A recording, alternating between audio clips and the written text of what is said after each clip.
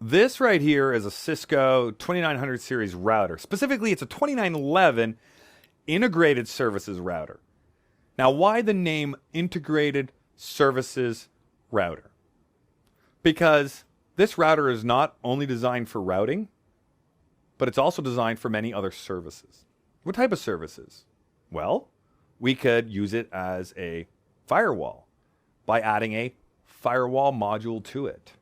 We could use it as a voice gateway by providing the appropriate modules so it can be a voice gateway.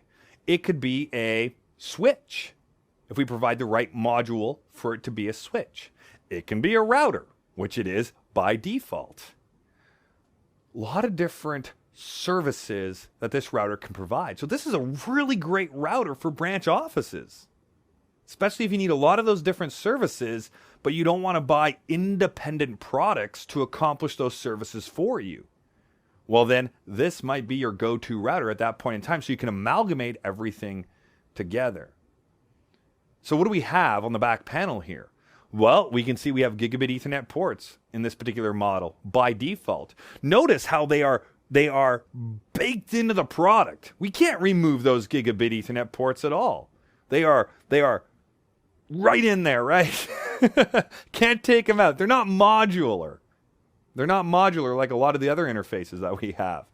We have an auxiliary port on this router as well. That auxiliary port is for modem connections. Why might I want to connect this to a modem? Well, what if we ever lose management connection to this device? Well, then at that point in time, we might need to ring it up, give it a call, connect the modem to the auxiliary port, and we'd have the capability of doing that. Then we also have our console port.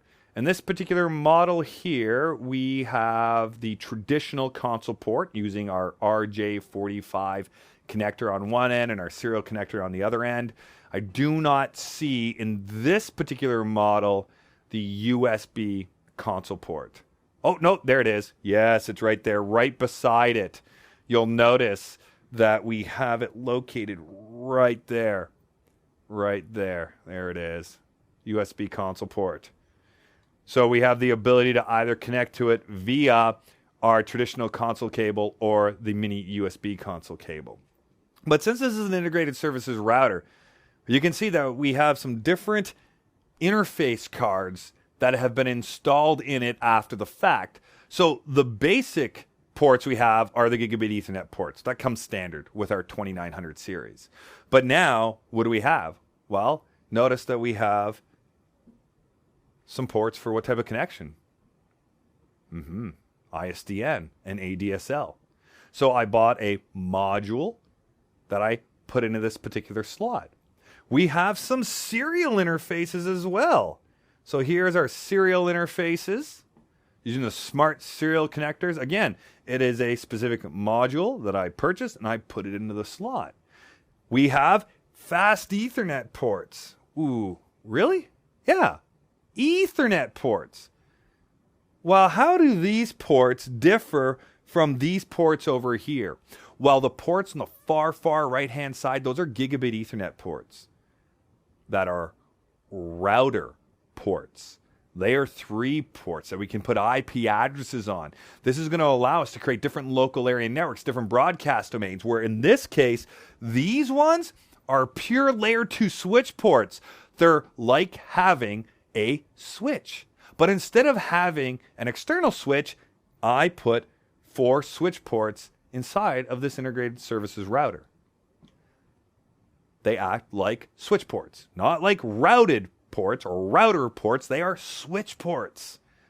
So the integrated services router, I can populate it based on what my needs are. So I have my integrated services router. I just received it from Cisco. I'm really excited. I pull it out of the box. I turn it on. And what do I end up with? I end up with the system configuration dialog. That's what I end up with. Continue with the configuration dialog, yes or no? Well, they say yes here. I'm a big fan of saying no. What is the system configuration dialog? It is essentially a mini setup wizard. Let me, the router, walk you through a setup wizard So that way there you can configure some basic parameters on this particular device, like maybe a host name, a management IP address, some interface parameters, and so on and so forth. Well, I say no, and I just get into the device and start configuring away based on my documentation and plan that I have for that particular router. But at any point in time, or let me get back here for a second. Why did we receive the system configuration dialog? We would have received it because there is no startup configuration file in NVRAM. So when you buy a new router, you take it out of the box, you plug it in, you connect with the console port, and you're accessing the terminal window and your command prompt. There is no configuration file to load because it's a brand new device. Or even if it's a refurbished product, well, it's going to be wiped clean before you get it. So there's no configuration to load, so you get the system configuration dialog box. Essentially, Cisco's factory default settings are going to be loaded for you at that point in time. If at any other point in time you want to access the system configuration dialog because you want to walk through the mini setup wizard, then in privileged exec mode, you could use the setup command. Type in setup, it automatically launches that mini setup wizard for you.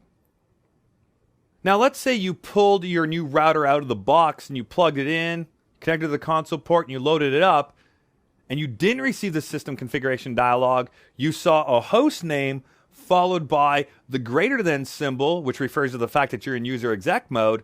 Then that means that a configuration was loaded from NVRAM. That may be a good thing, and that may be a bad thing, especially if it's a new router or a router that you purchased refurbished from Cisco. Should have been wiped clean before you received it. So if you do end up at user exec mode with your new product that you just got, then I would encourage you to wipe it clean. Wipe it clean. Delete the startup configuration file, and then once the startup configuration file is deleted, reload the device, get yourself back to square one, so that way there's no stale information in the configuration as you start to implement the router in your organization.